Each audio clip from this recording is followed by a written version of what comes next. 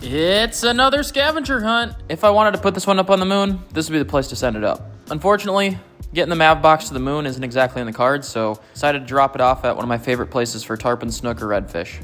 Good luck finding this one. Big thanks to Oliver and Hadley for the help putting this box out for you to find.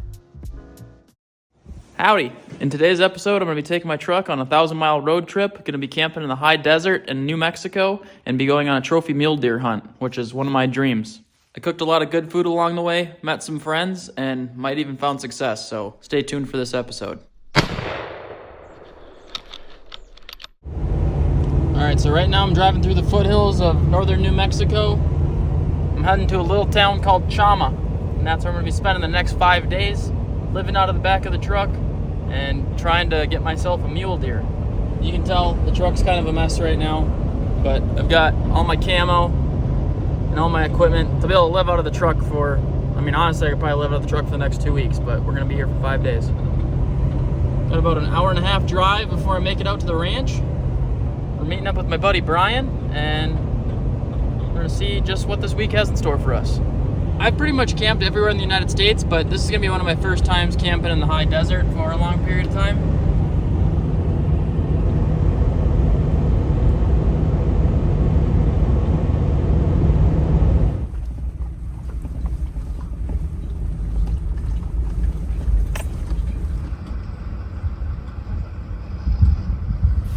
All right, a couple hours of driving later, we made it out of Albuquerque, and we're in northern New Mexico, and we're out on the ranch.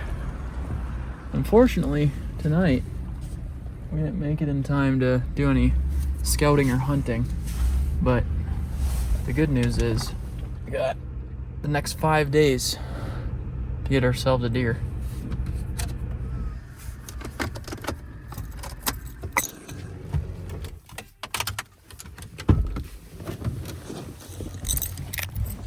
All right, we're getting Brian's tent set up right now. We got a little rain guard right there, a little overhang. We got the truck. Found some level ground to park on. We're looking good right now. It's really dark out here. You can't tell. You Stu? Cool. Yeah, the very pants he was returning, I think. Yes, sir. Honestly, like a lot of the shots that we're gonna be taking are gonna be 100 and under, you know? Yeah. Like I'm excited, man. All right, since it's our first night here, we're just taking it easy. We're gonna get some beef stew going. Brian was kind enough to bring some groceries. Made some beef stew homemade last night, so we're gonna get this all warmed up.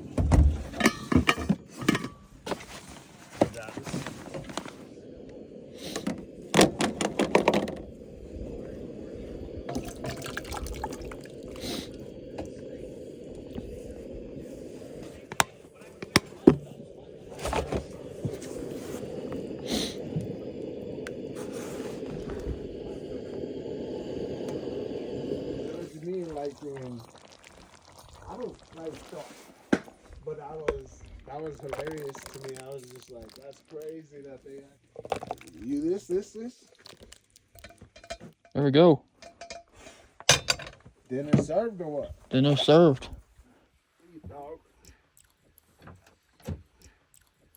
I'm excited. All right, just finished my soup. Getting in the truck for the first night. It is actually pretty chilly, so we're gonna fire up the old diesel heater. Also, holy crank, my feet stink. These socks must be synthetic. We're gonna change out for merino wools tomorrow. It smells like old cheese in here. All right, will this diesel heater work? That is the question. I haven't ran the diesel heater in probably about 6 months, so this could go either way, but fingers crossed. All right, we have hot air. Means this bad boy's running. You need to bed for the first night. Waking up at 5:45 tomorrow. I will see you in the morning. One of the most important pieces of equipment that I have inside of my truck for this camping trip is my Amp Ace Andes 1500. This is a portable power station that features over 1,400 watt hours of capacity, 2,400 watts with up to 3,600 watts with A-boost, and LiFePO4 chemistry for their internal batteries. Unlike some of the competitors on the market, there is no shortage of plugins on this side. So you can plug in your phone, laptop, or any sort of AC plug that you generally find in a household. Just turn it on with a button like that. If I forget my cube, oh, you can just plug it straight into its 100 watt USB-C, and there's 2 of those. There's also 4 different USB ports, and it also features a car socket. With your Andes 1500, you actually get a charging cord for your house. So this is just a regular AC cord that plugs into the back. Alongside of that, you also get a cord to charge it quickly in your car. These cords will charge this up from 0 to 100% in less than an hour. I've never seen a lithium-ion generator that's able to do this, and it's safe to say that I am thoroughly impressed. There's a little LED light bar on the front that you can turn off and on, and then there's also some ambient lighting, so when you're camping and it's dark in here, you can put on any sorts of colors and have a little light party. It also shows important information like the temperature of the battery, what your charge is at, and what your draw is. One of my other favorite features of this unit is that it has an extra battery port right here, so if you end up buying a couple different units, you can actually tether them together so you have more battery capacity, and you could tether so many of these things together that you'd be able to actually use them as backup for your house. They offer them in a lot of different sizes. I went with the 1500 because it's kind of the perfect size for a few-day camping trip. This unit right here is actually on sale right now on Ampace's Amazon storefront. There's going to be a link in the description. Alongside that, they're also offering a discount to my viewers. If you guys use the code right here, you'll be able to get a discount. Thanks again to Ampace for sponsoring this video. Feels good to have a portable battery that I can trust in the vehicle. Now let's get back to the prepaid programming.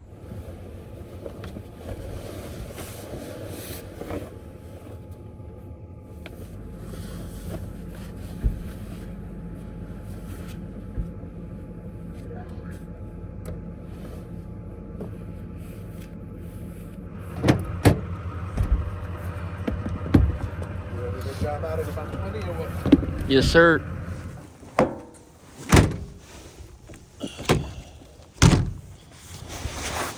Alright, it's roughly 6:45 in the morning. Got all my stuff on.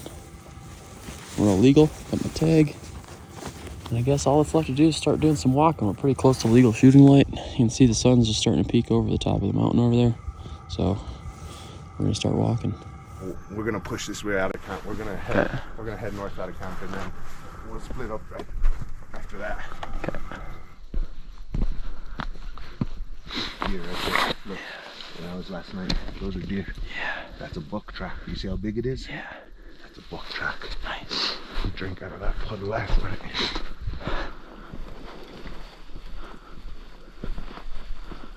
Alright, Brian and I just split up. I've been seeing a lot of activity from last night this morning. There's a lot of track. And look at this. If I had to guess, that's from an elk. Might be a little too tall for a mule deer, but that's pretty cool to see. I'm just gonna keep walking. I'm going like 20 yards at a time, trying not to spook anything, but I'm not really familiar with the land yet, so we're gonna try our best. The first day I was really just trying to get acquainted with the land. I haven't done much out west hunting other than my Colorado trip last year, and it didn't take me long to figure out that the terrain was a lot different. I mean, we were at elevation. We started at 7,700 feet, and the highest part of the property went up to 8,200. So I spent the majority of the first day hiking the lower and the western perimeter of the 550 acres that I had permission on. It didn't take me long to figure out that I wasn't going to be shooting long range like I thought I was going to. There's a lot of scrub oak and thick brush, and it seemed like if I was going to get a shot on a deer, it was going to have to be within 60 yards. I saw a lot of sign throughout the day, deer poop, tracks, and even found an elk shed. Just found this giant elk shed. Holy. Looks like it's been out here a while. But it wasn't until later that evening that I made contact with my first doe down by a creek bottom. I've got 2 does at 160 right now.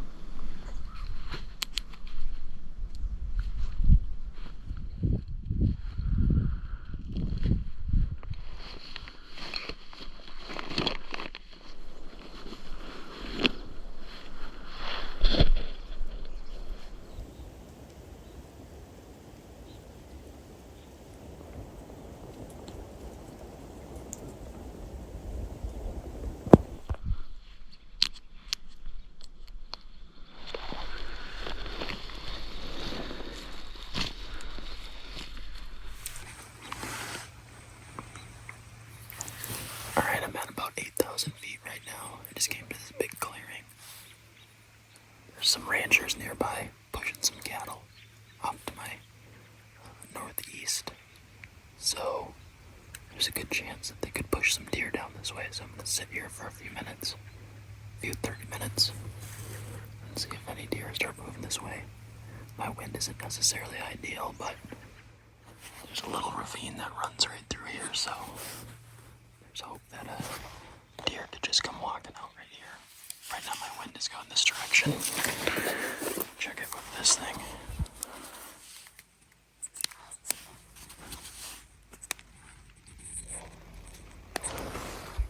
So my wind actually changed. It's going directly behind me, which is perfect. It's a waiting game right now.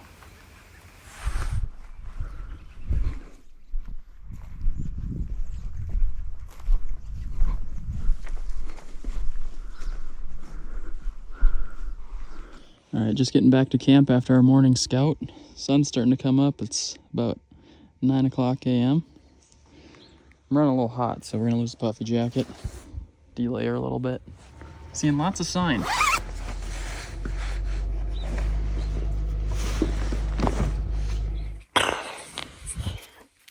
All right, well, I couldn't really get much closer to those two deer, but I'm 90% sure it was a big doe and a fawn. It's all good. It's like 1 in the afternoon right now. Sun is full blast. I'm gonna take a little afternoon nap and get back out there for the evening hunt. Little siesta. Before I take a nap, I'm gonna dive into some food. Brought myself an MRE.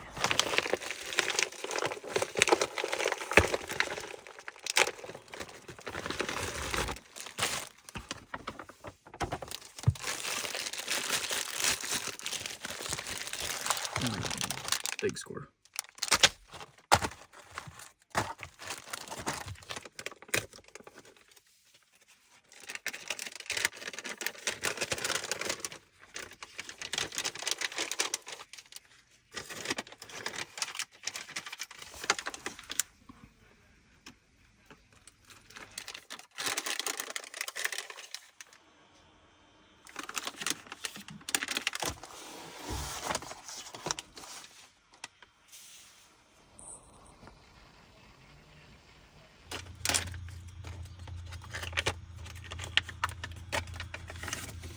I'm scared then. And like side by side, I remember him when he was like 3 years old, dude. I remember that kid when he was 3 years old, you know?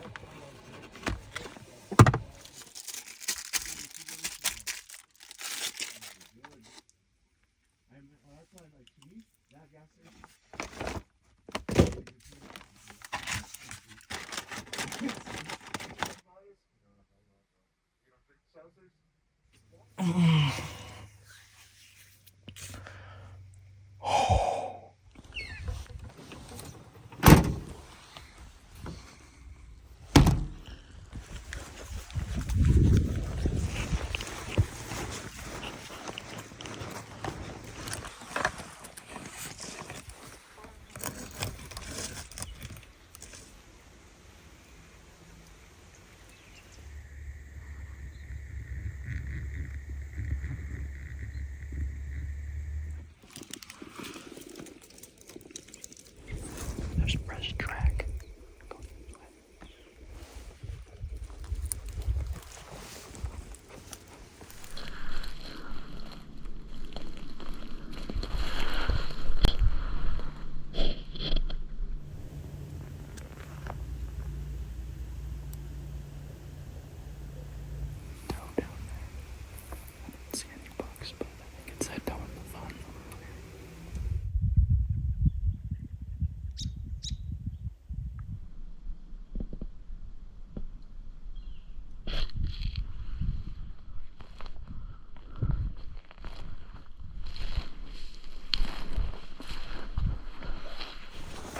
Stand there for like 10 minutes in a standoff with all these mule deer. I think there's 5 of them in total, but I didn't see any bucks, so alright, well, we're in a good spot.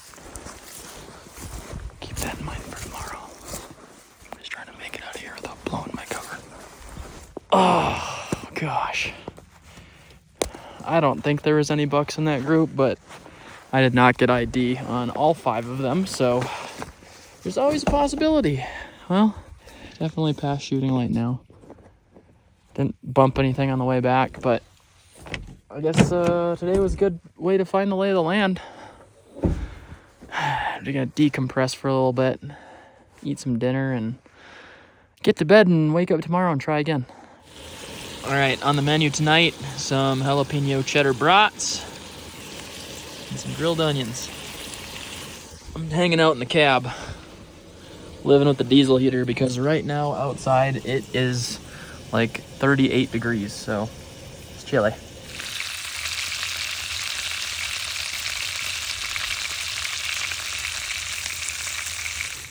All right, doggy, the brats are done.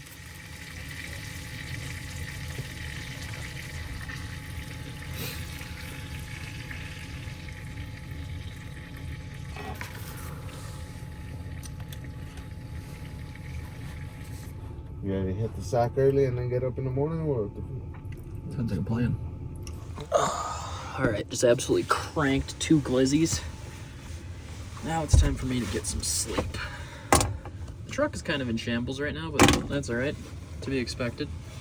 We are on a private land hunt right now, so with this first day going how it did, I do have an elk tag to fill also, so we're gonna be doing multi-species, either mule deer or elk. We'll see what ends up happening, but all right, well, same thing. Getting up at 5:45 tomorrow. We'll see you in the morning.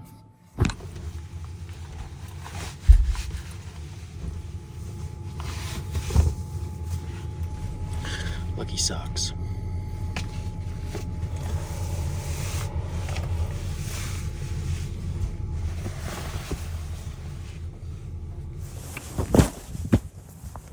¿Qué pasa?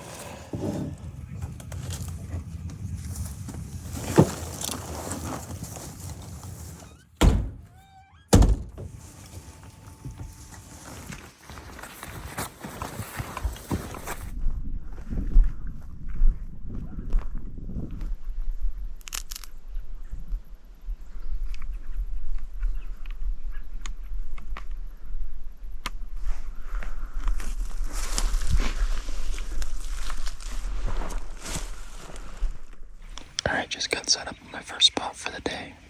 I'm gonna stay here for like 30 to 45 minutes. There's a nice little creek that runs through here, and it looks like this could be a little bedding area for mule deer, so we'll just have to wait and see. One of the biggest things you gotta watch out for when hunting is wind direction. So I carry around a little bottle of Windicator. See my scent? It's going that way, which is perfect for this spot. That means that the deer won't be able to smell me. And all I have to do is sit and wait.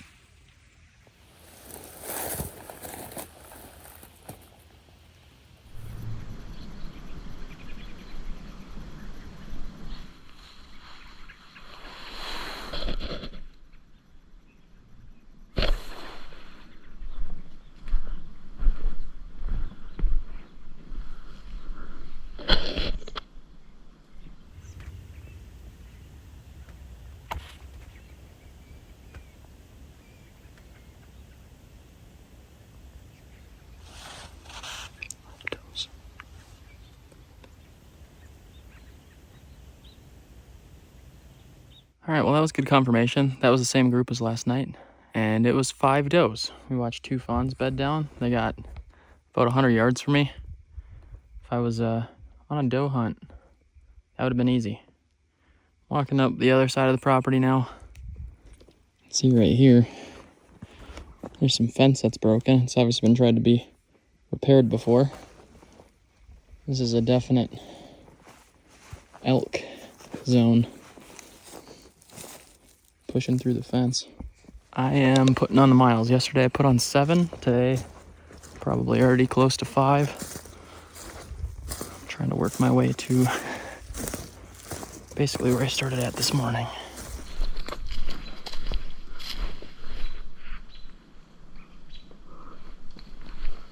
I don't know if I got any of that on video.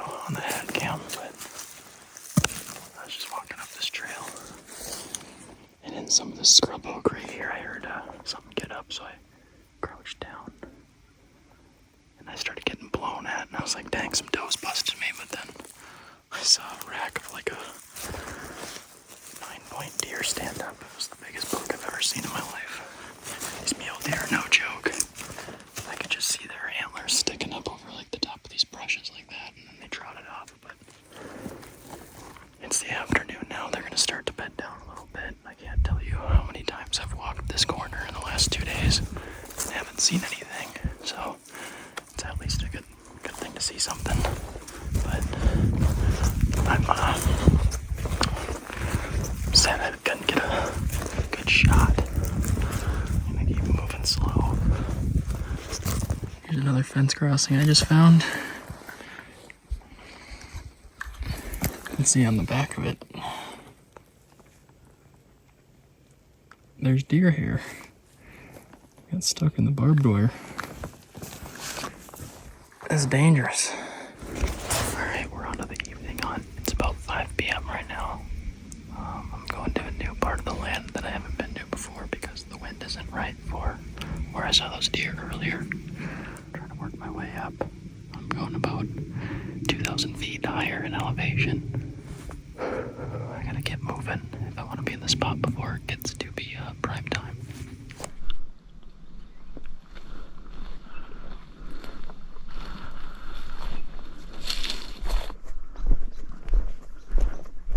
I ended up seeing like 8 mule deer walking back in. I was trying to move quick because it was getting dark out, but I had my sights right on a spike, could have taken it. Got one more full day hunting tomorrow and maybe the next day, so I was thinking not a good idea, but exciting to see some deer close range. Definitely had my chances today. I'm gonna make myself a quick meal, hit the hay, and I'll see you guys bright and early tomorrow morning. Good morning. We're out here in the middle of where I saw those 2 bucks but yesterday. Trying to be quiet and stealthy.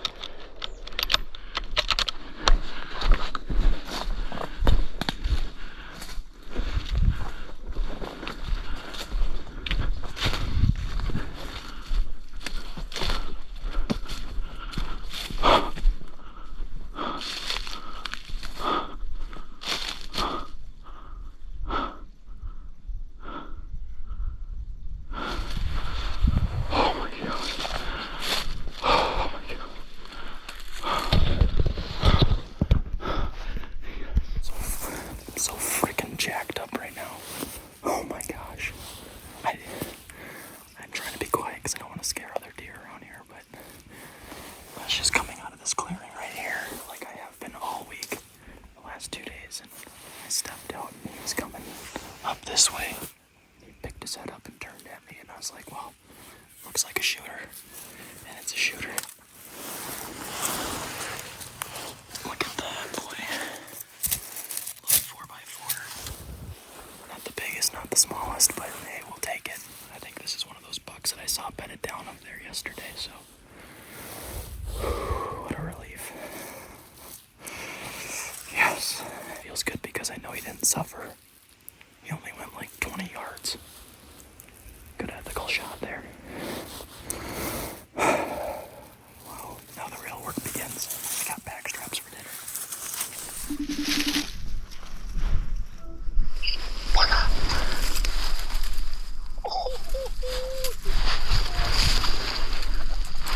Fucking stoned him.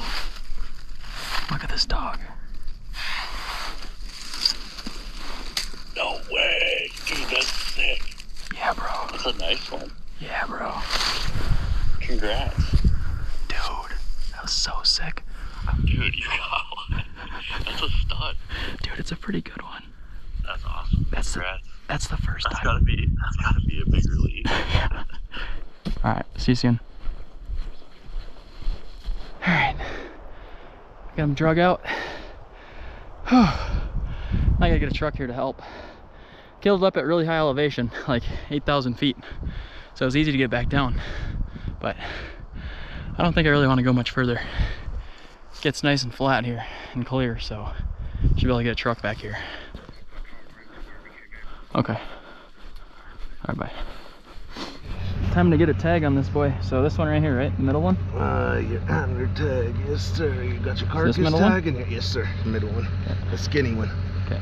We're still. Heck yeah, bro. Here. Yeah, man. All right, there he is. We got him tagged out now.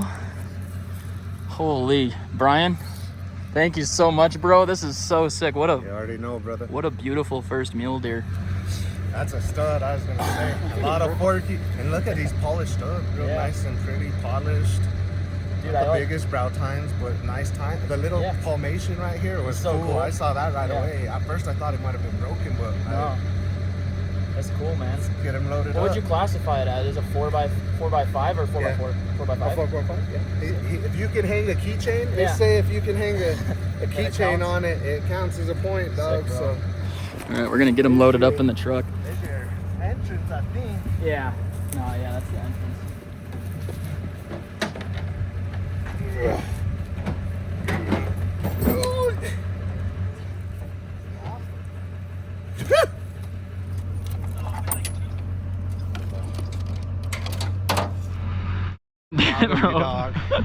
So sick.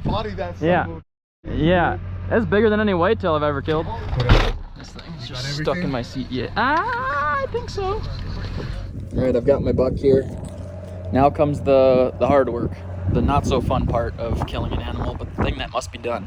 That's field dressing. I'm not gonna save you guys the honor of being able to see blood and guts, but we're gonna get this thing field dressed, and I gotta get the guts out of it because else the meat can spoil. All right, well, I got the deer at about 9 a.m. and just finished cleaning it up. It's about 3 p.m. right now. I'm not gonna show that on camera, but it was a long process. I've had to field quarter it because the only place that I have for the deer is on top of the truck right there, so I can't lift up a deer up there with help or by myself. So these are what I'm using to keep the meat good. These are called game bags. You can see that it's really tightly woven cloth. This is antibacterial and it keeps the flies from laying eggs on it. It also helps keep the meat cool because it's it's a naturally cool wicking fabric, so helps with the rot. I am going to load a couple garbage bags full of ice and load it on top, or I need to find somewhere where I can get these bad boys on ice because right now sitting in the shade is just fine. Tonight here it'll actually be awesome. It's cold enough where the meat won't go bad, but driving home in 75 degrees because this is a weird fall is not the most ideal unless I do it in one straight shot. But I did the hard task. Now I have another hard task.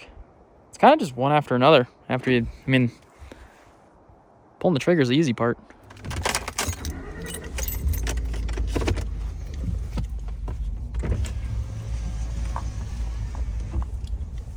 The deer is on the roof. There's some ice on it. I gotta get the heck out of here and I gotta get more ice on it. That's the part that I always forget about. It takes the most amount of time. But usually when I'm hunting, it's so cold out that you don't have to worry about the meat spoiling. You actually can hang it outside for a few days, but I'm under the gun right now.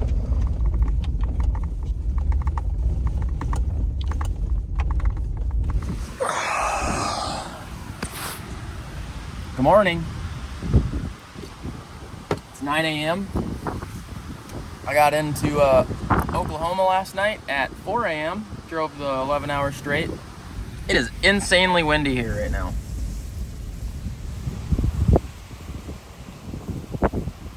Like, it's got to be sustained at 30 to 40 mile an hour right now.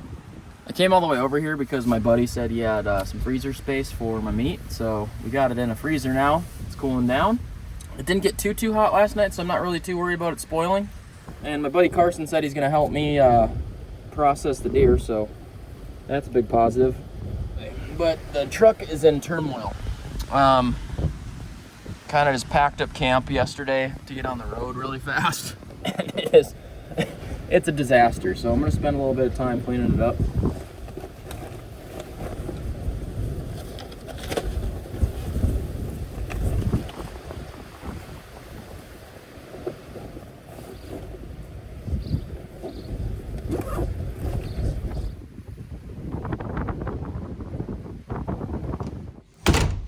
All right, it's been a whirlwind of the last couple days. I actually just ended up sending it back home, but I'm happy to announce that we have all of the mule deer processed up.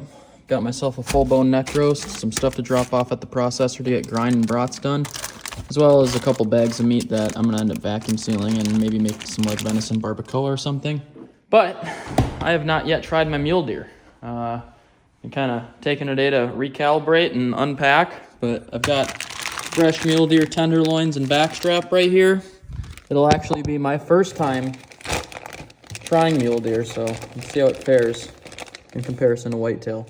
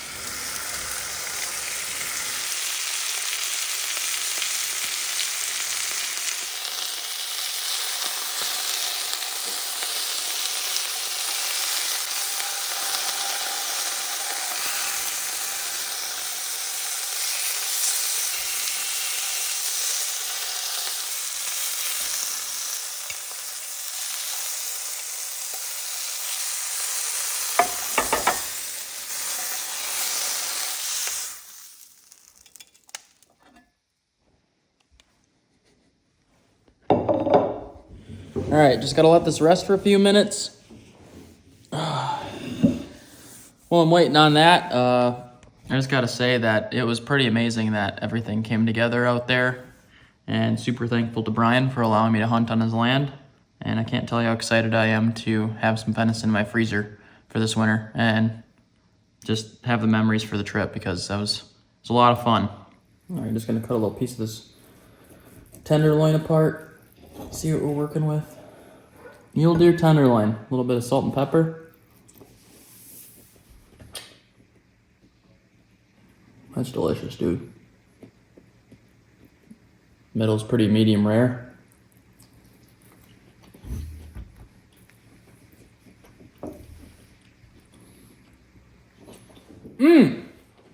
Over 22 hours driven, 21 miles walked, and lots of new memories made on this road trip. It felt good to get the white truck back out and on the road.